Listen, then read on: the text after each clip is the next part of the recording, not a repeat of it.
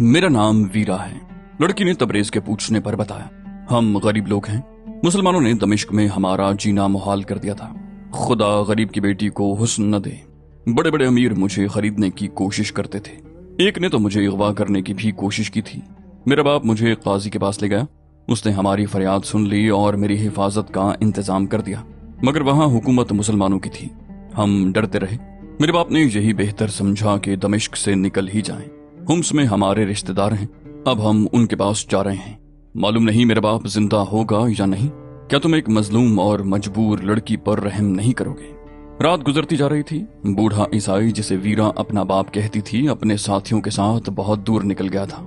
तबरेज ने कुर्ता उसकी तरफ फेंकते हुए कहा, मेरा जामा खुश्क हो गया है, मैं बाहर निकल जाता हूँ, तुम ये पहन लो, फिर अपने कपड़े खुश्क कर लेना। वीरा रुंधी हुई आवाज में बोली, मैं तुम्हारे हाथ में मजबूर हूँ। मेरे साथ उस दरिंदे का सा सलूक न करो जो शिकार को मारने से पहले उसके साथ खेलता है। तबरेज ने गुस्से से कहा, मैं कह रहा हूँ कि अपने कपड़े खुश्क कर लो, और वो बाहर को चल पड़ा। वीरा ने उसे बाहर जाते और एक तरफ होते देखा। वो ऊंट में हो गया जहां से वीरा को नजर नहीं आया। वीरा ने जरा आगे होकर देखा। वो गुफा की तरफ पीठ किए खड़ा था। आग इतनी ज्यादा थी कि रोशनी तबरेज की पीठ पर पड़ रही थी। वीरा ने अपने फ्रॉक के अंदर हाथ डाला। उसने अंदर कमर के गिर्द कपड़ा लपेट रखा था। उसने कपड़े में खंजर उड़सा हुआ था। वीरा ने खंजर निकाल लिया और दबे पांव आगे बढ़ी। तबरेज बेखबर खड़ा था। वीरा उससे एक कदम दूर रह गई तो उसने खंजर दाएं तरफ करके पहलू में घोंपने को वार किया। तबरेज बिजली की सी तेजी से घूमा और लड़की के दाएं हाथ की कलाई इतनी जोर से मरोड़ी कि लड़की घूम गई और उसके हाथ से खंजर गिर पड़ा। तबरेज के बचने का बायस ये था कि वो जहां खड़ा था वहां से चंद ही कदम आगे एक और चट्टान थी। आग तबरेज के पीछे थी। तबरेज को सामने वाली चट्टान पर अपना साया नजर आया। उसने पीछे न देखा क्योंकि साये का दायां बाजू दाएं को फैला तो उसे खंजर का साया साफ नजर आ गया। वीरा पहलू में वार करके पेट चाक करना चाहती थी। साये की हरकत देखकर तबरेज पीछे को घूमा और लड़की की कलाई पकड़ ली। खंजर गिरा तो उसने वीरा की कलाई छोड़कर खंजर उठा लिया। उसने नोक लड़की की तरफ की और वो उसके सामने घुटनों के बल बैठ गई। हाथ जोड़कर बोली, जो कहोगे मानूंगी, मुझे कत्ल न करना। तबरेज ने हुक्म के लहजे में कहा, मैं इसके सिवा तुम्हें कुछ नहीं कहूंगा कि तुम अपने कपड़े खुश्क कर लो। तुमने देख लिया है कि तुम मुझे कत्ल नहीं कर सकती। मेरी आंखें आगे हैं, खोपड़ी के पीछे नहीं। ये मेरी रूह की आंखें हैं जिनसे मैंने तुम्हें देख लिया है। वो एक दफा फिर वहीं जा खड़ा हुआ। वीरा गुफा के एक कोने में चली गई। उसने बड़ी तेजी से अपना फ्रॉक उतारा और तबरेज का कुर्ता पहन लिया, जिसमें वो गर्दन से पांव तक मस्तूर हो गई। फिर उसने तबरेज को आवाज दी, आ जाओ।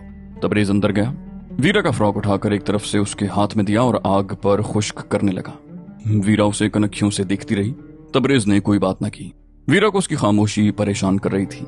उसका दिल मान नहीं रहा था कि ये जवान आदमी उसे बख्श देगा। अब तो खंजर भी उसके पास था। वो खामोशी से कपड़े खुश्क करते रहे। जब कपड़े खुश्क हो गए तो तबरेज बाहर निकल गया। लड़की ने एक बार फिर डरते डरते कपड़े बदले और तबरेज को बुला लिया। तबरेज ने खंजर उसकी तरफ फेंका। बोला, ये खंजर अपने पास रखो और सो जाओ, सुबह रवाना होंगे। वीरा ने कहा, तुम मुझे धोखा दे रहे हो या तुम बेहिस और मुर्दा इंसान हो?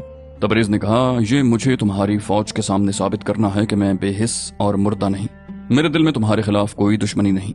मैं तुम्हारे उन बादशाहों का दुश्मन हूँ जो मेरे वतन पर कब्जा करने आए हैं और जो हमारे क़िबला अव्वल पर काबिज हो चुके हैं। वीरा ने कहा, तुम्हें गलत बातें बताकर भड़काया जा रहा है। तुम कुछ न जानने वाले देहाती हो। जिसे तुम क़िबला अव्वल कहते हो वो दरअसल यहूदियों का माबद है। वो हैकल सुलेमानी है। सलाहुद्दीन अपनी सल्तनत को बहुत दूर तक फैलाना चाहता है। तुम जैसे सीधे साधे मुसलमानों के मजहबी जज्बात को भड़काने के लिए वो कह रहा है कि वो क़िबला अव्वल है और वो मस्जिद है। तबरेज ने कहा, हम अपने खतीब के सिवा किसी की बात नहीं सुना करते। तुम सो जाओ, मैं तुम्हारी कोई बात नहीं सुनूंगा।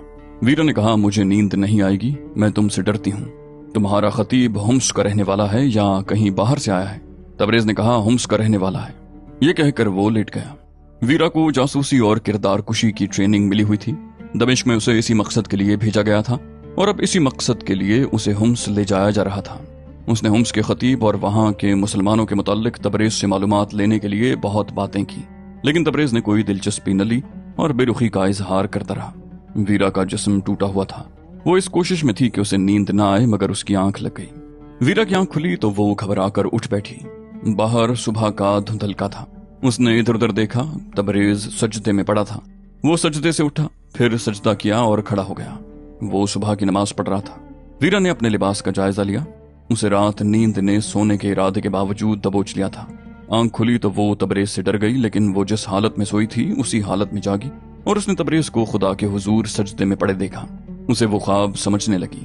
مسلمانوں کے متعلق اس کی رائے یہ تھی کہ وحشی قوم ہے، لیکن تبریز جیسا تنومند جوان اس کی طرف توجہ ہی نہیں دے رہا تھا.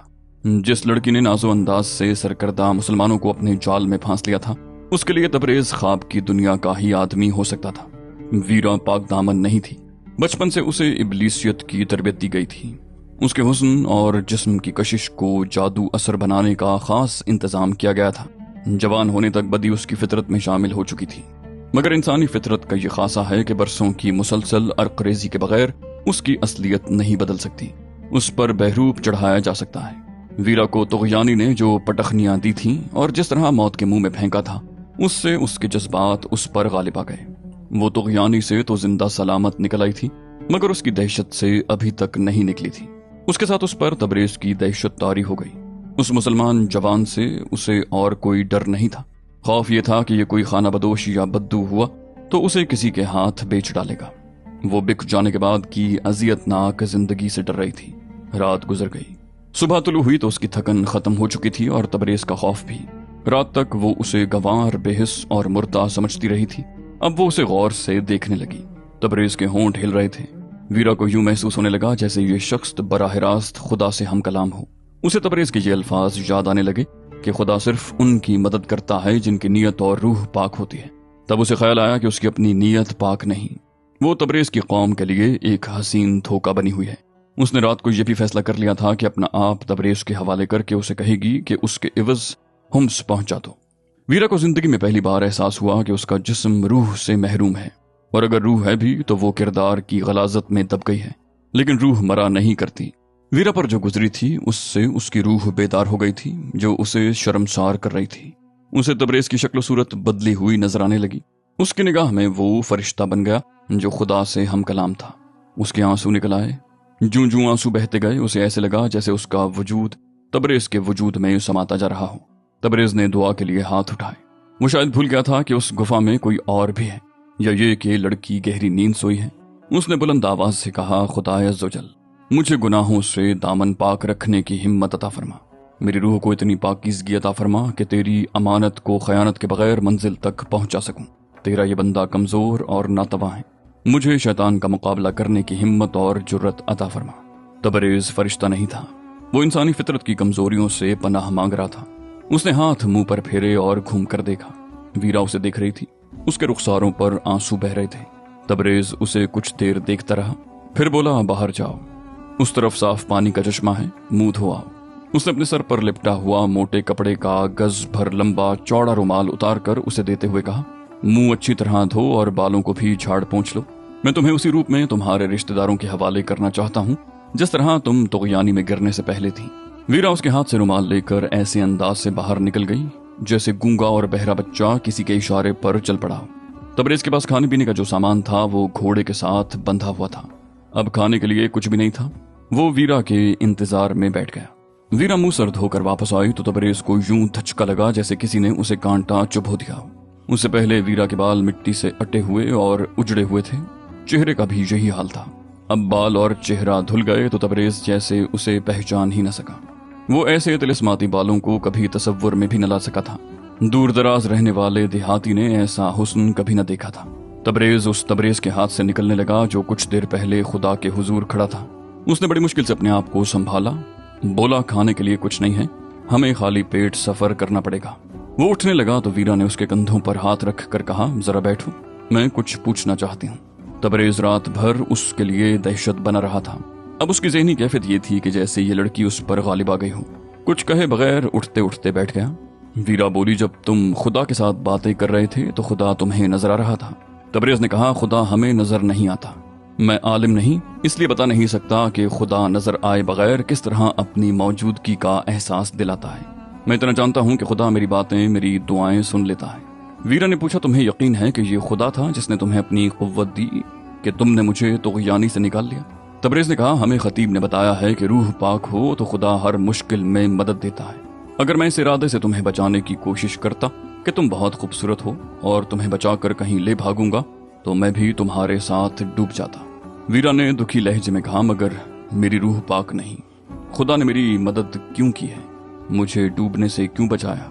تبریز نے کہا، ہمس چل کر خطیب سے پوچھیں گے، مجھ میں اتنی عقل نہیں۔ ویرا نے اس سے پوچھا، اور تم نے مجھ سے بے رخی کیوں کی؟ تبریز نے کہا، اگر میں ایسا کرتا جیسے تمہیں ڈر تھا تو میں تمہارے خنجر سے نہ بچ سکتا، تم امانت ہو۔ اور وہ چپ ہو گیا۔ ذرا دیر بعد بے اختیار بولا، تم بہت ہی خوبصورت امانت ہو، آؤ چلیں۔ وہ بے قرار سا ہو کر اٹھنے لگا۔ ویرا نے اسے اٹھنے نہ دیا۔ تبریز نے کہا، مجھے اپنے قریب زیادہ دیر نہ بیٹھنے دو، اتنے سخت امتحان میں نہ ڈالو، مجھے خدا کے حضور سرخرو ہونے دو۔ ویرا نے کہا، تمہیں اپنے خدا کی قسم، مجھے بھی خدا کے حضور سرخرو ہونے کے قابل بناؤ۔ تم اپنے جیسے انسانوں سے بہت اونچے ہو، تم خدا کے ایلچی ہو۔ تبریز بولا، تم رو کیوں رہی ہو؟ ویرا نے کہا، میں گناہگار ہوں، خدا مجھ سے ناراض ہے۔ جب اونٹ نے مجھے طغیانی میں گرا دیا تھا تو بھی مجھے خدا یاد نہیں آیا۔ میں سمجھتی تھی کہ جو کچھ ہے وہ جسم ہے اور مجھے اپنے آپ کو بچانا ہے۔ تم مجھے طغیانی سے نکال کر یہاں لے آئے تو بھی میرے سامنے یہی مسئلہ آ گیا کہ مجھے تم سے اپنا جسم بچانا ہے، اسی لیے میں نے تمہیں قتل کرنے کی کوشش کی مگر ناکام رہی۔ میں طغیانی سے بھی بچ گئی، تم سے بھی بچ گئی، لیکن تمہاری عبادت اور دعا نے مجھے بتایا کہ بچانے والی قوت کوئی اور تھی۔ مجھے بتاؤ وہ قوت کیا ہے، کہاں ہے؟ تبریز نے کہا، یہ خدا کی قدرت ہے، یہ روح کی پاکیزگی کا کرشمہ ہے۔ وہ بولی، میری ساری زندگی ایک گناہ ہے۔ تبریز نے اسے دیکھا، بولا، آؤ چلیں، سورج نکل آیا ہے، سفر مشکل ہو جائے گا۔ ویرا اپنی ذات میں ایک انقلاب محسوس کر رہی تھی جسے وہ اچھی طرح سمجھ نہ سکی۔ وہ اس کے ساتھ اٹھ کر چل پڑی۔ وہ راستے کو کم اور تبریز کو زیادہ دیکھ رہی تھی۔ گزشتہ رات وہ تبریز کو قتل کر کے ہومس کی طرف بھاگنے کی فکر میں تھی، لیکن اب وہ تیز چلنے سے گریز کر رہی تھی۔ تبریز نے کہا، ہمیں آہستہ نہیں چلنا ورنہ ایک اور رات آ جائے گی۔ ویرا نے کہا، آنے دو، میں تیز نہیں چل سکتی۔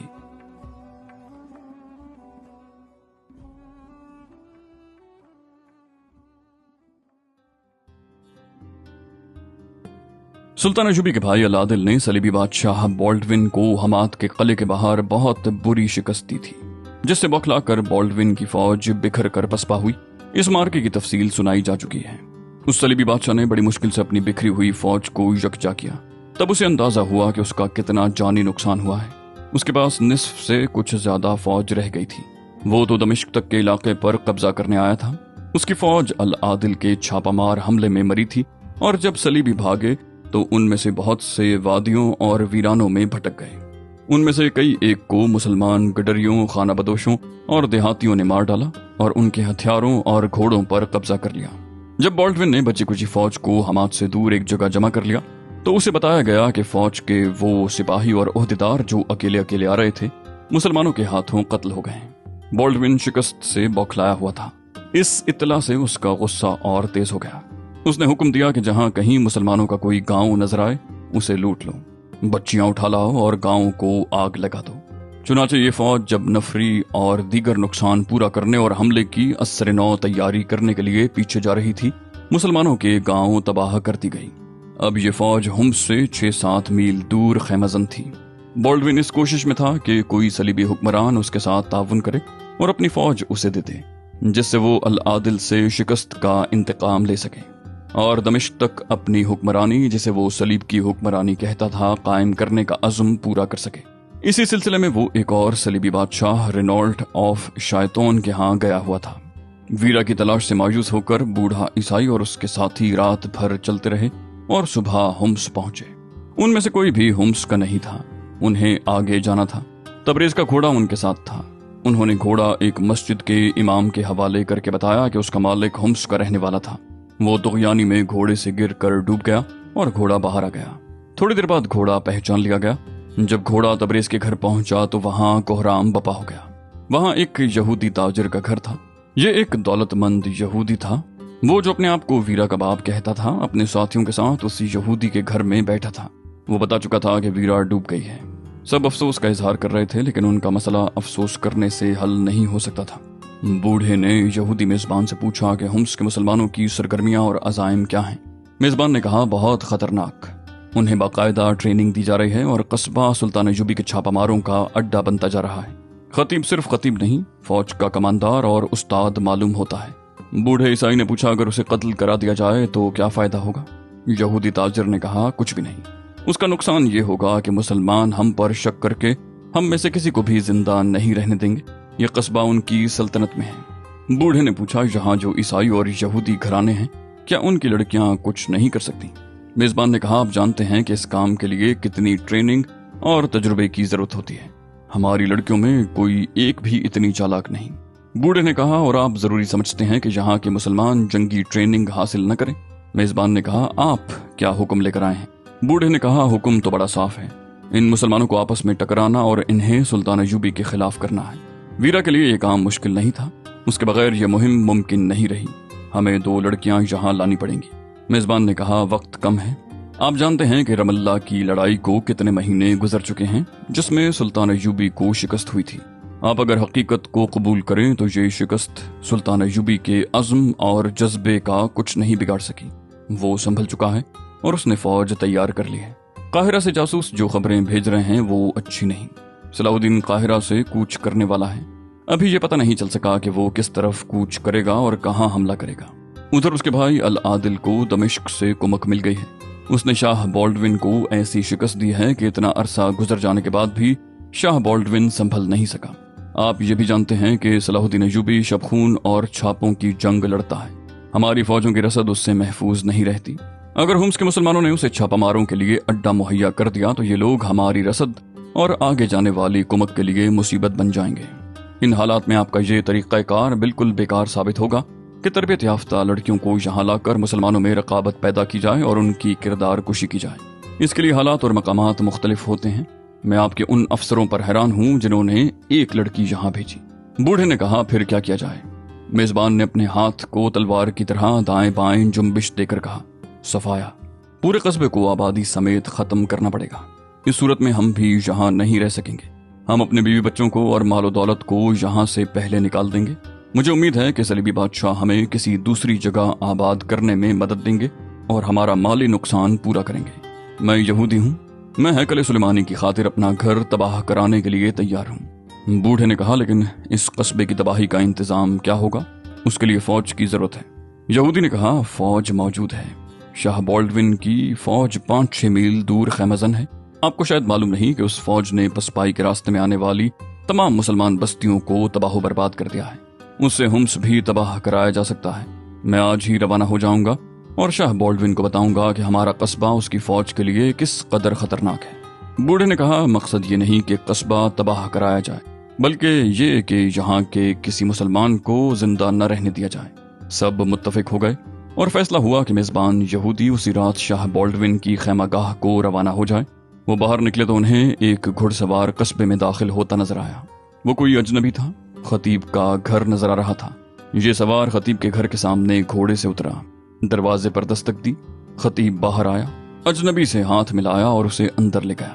मेजबान यहूदी ने कहा, यह सवार दमिश्क या काहिरा का कासिद है।